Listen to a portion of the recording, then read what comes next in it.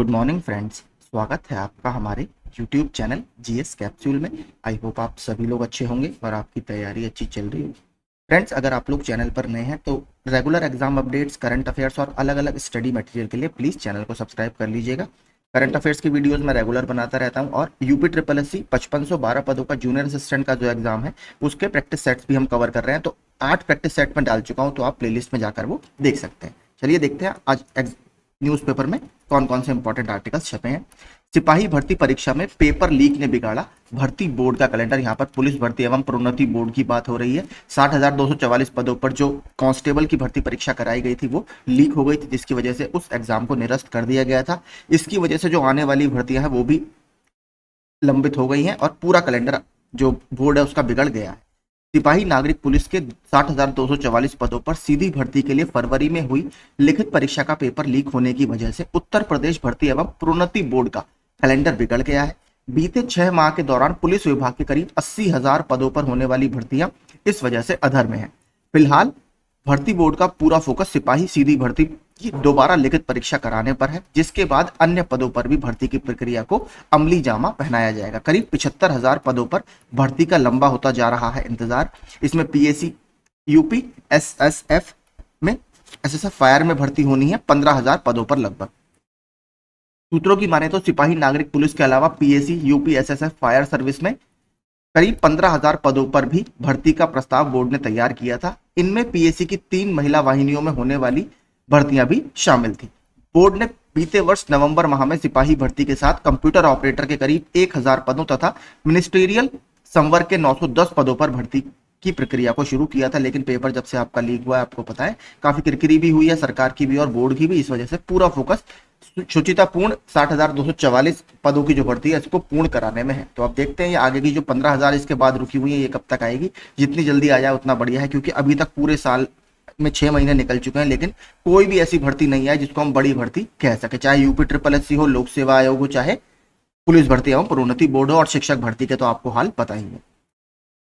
विभागों से मिले 594 भर्ती के प्रस्तावों में मिली कई खामियां। देखिए ये हर साल की कहानी है। मैं जब से इसको कवर करना मैंने शुरू किया है हर बार यही होता है। कोई भी बच्चा आरटीआई डालता है वो पूछता है सर इसके पद कब तक आएंगे। आयोग का एक ही रिप्लाई आता है, जो अधियाचन हमें विभाग द्वारा भेजा गया था वो त्रुटिपूर्ण है, इसलिए अधियाचन वापस विभाग को, संबंधित विभाग को वापस भेजा गया है। हर बार का वही रिप्लाई है। और आप देख लीजिए 12,782 पद, लगभग एक हो गया, दो हो गया, लेकिन 594 भर्ती के प्रस्तावों में खामियां कैसे हो सकती हैं।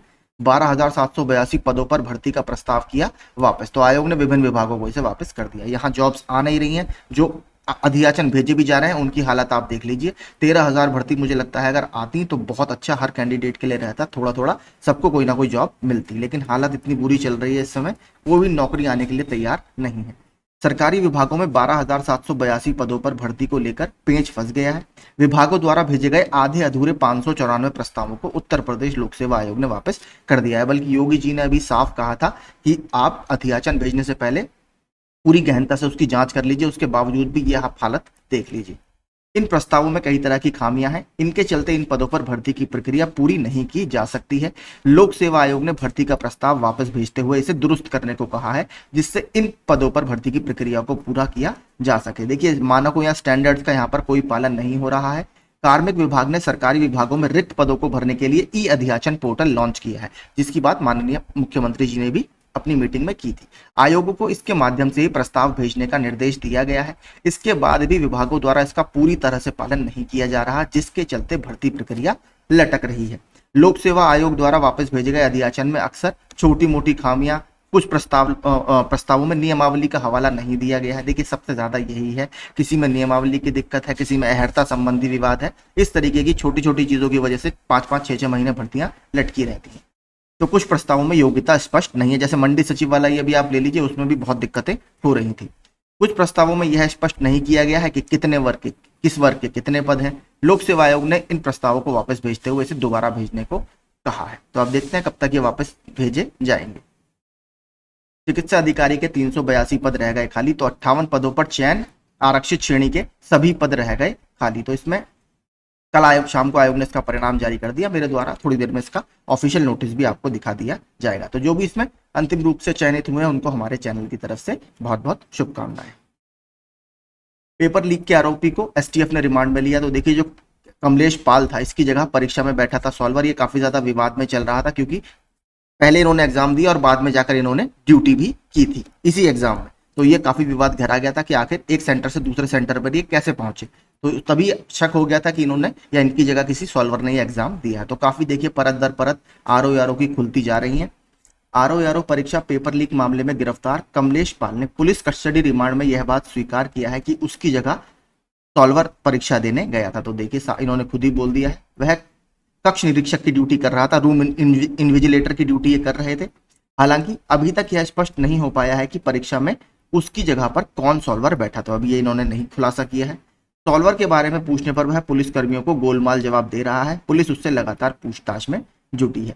लखनऊ एसटीएफ ने आरओ पेपर लीक प्रकरण में डॉक्टर शरद, बिशप जॉनसन गर्ल्स विंग कर्मचारी अर्पित और झूंसी के स्कूल मैनेजर कमलेश पाल को गिरफ्तार किया था। तो इसमें देखिए ये बड़ा वैसा मामला था क्योंकि पूरे प्रदेश के अभ्यर्थी इसकी तैयारी करते हैं और लगातार उसके बाद आयोग इसको मानने को तैयार भी नहीं था कि पेपर लीक हुआ है। तो बाद में जब बच्चों ने बहुत धरना दिया तब जाकर आयोग ने माना। लेकिन जो सबसे बेकार बात मुझे लगी, आप एग्जाम कराया दिसंबर में, ठीक है, आपने री एग्जाम को दिसंबर में शिफ्ट किया। एक ऐसा ईयर, इलेक्शन ईयर था, बच्चों को बहुत उम्मीद थी कि इसमें भर्ती आएंगी उत्तर प्रदेश जैसे बड़े राज्य में, लेकिन हालत आप देख लीजिए, पीसीएस अक्टूबर में गया और ये दिसंबर में गया, यानी पूरा साल अभ्यर्थी का लोक सेवा आयोग की तरफ से सामान्य भर्ती के रेस्पेक्ट में खाली चला गया। तो अभ्यर्थियों की कोई यहाँ पर सुध लेता है नहीं।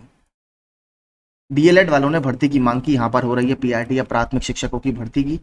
डीएलएड पास अभ्यर्थियों ने गुरुवार को मुख्यमंत्री जनता दरबार में प्रदेश में प्राथमिक शिक्षकों के खाली पदों पर भर्ती का विज्ञापन निकालने की गुहार लगाई।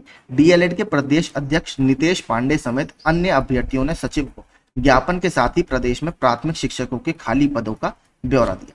अभ्यर्थियों ने कहा कि प्राथमिक शिक्षकों के पद रिक्त होने के बावजूद सरकार विज्ञापन जारी नहीं कर रही है और योग्य अभ्यर्थी भटक रहे हैं। देखिए सचिव के 2020 में दिए गए जवाब के अनुसार लगभग 2 लाख से अधिक पद आपके प्रदेश में प्राथमिक शिक्षकों के खाली हैं। तो 2 लाख में से आप 40, 50, 60 हजार तो निकालिए, कुछ तो निकालिए।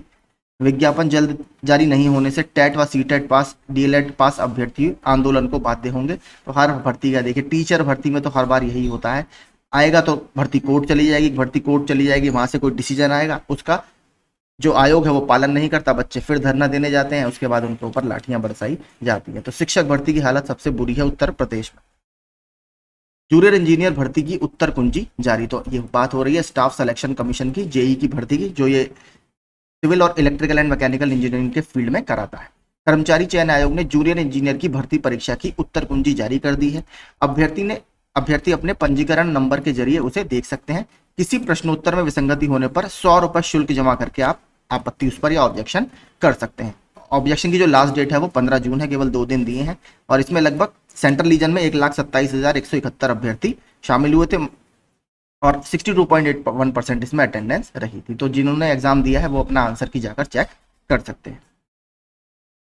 पुलिस में आउटसोर्सिंग से भर्ती का गलत पत्र जारी होने की जांच शुरू। आपने देखा होगा कि एसआई कॉन्फिडेंशियल या सब इंस्पेक्टर के लेवल पर कुछ आउटसोर्सिंग या कॉन्ट्रैक्ट के जरिए भर्ती की एक पत्र वायरल हुआ था, उसको लेकर काफी ज्यादा किरकिरी हुई थी, लेकिन उसी शाम उसको वापस ले लिया गया था। तो उसकी अब जांच होने लगी है कि ये ऐसा गलत पत्र वायरल क्यों हुआ। तो आप देखते हैं इसमें आगे क्या जानकारी होती है। तो यही सब चीजें चलती रहती हैं प्रदेश में, आप देख लीजिए।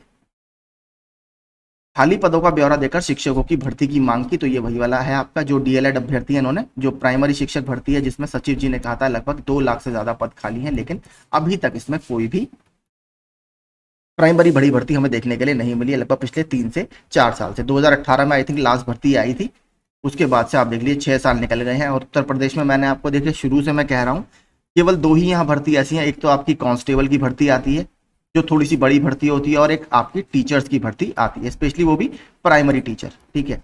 इसके अलावा कोई भर्ती यहाँ पर बड़ी नहीं आती, मतलब जिसमें 40, 50, 60 हजार कैंडिडेट्स एक साथ शामिल होते हों। कांस्टेबल, सब इंस्पेक्टर वगैरह की आती हैं तो वो कभी कभी 6, 7, 8 हजार तक आ जाती हैं, अदरवाइज वो भी बहुत मुश्किल है। तो बाकी इसमें देखते हैं आप कब तक सरकार ये निकालती है, जैसे निकालेगी आपके को मेरे द्वारा जानकारी दे दी जाएगी। तो यही आज के इंपॉर्टेंट सारे आर्टिकल्स थे जो न्यूज़पेपर में छपे हैं। बाकी अभी यूपी SSS से लेखपाल वगैरह का पिछले 3 से 4 दिन में कोई भी विज्ञापन जारी नहीं किया गया। ऐसा लग रहा था कि मीटिंग हुई है तो उसके बाद कुछ रिजल्ट या विज्ञापन आयोग जारी करेगा, लेकिन फिलहाल अभी तक कोई विज्ञापन जारी नहीं हुआ है। तो आएगा वो भी मेरे द्वारा आपको बता दिया जाएगा। वीडियोस आपको अच्छे लगते हो, यूजफुल लगते हो तो प्लीज़ चैनल को सब्सक्राइब कर लीजिएगा। Thank you so much.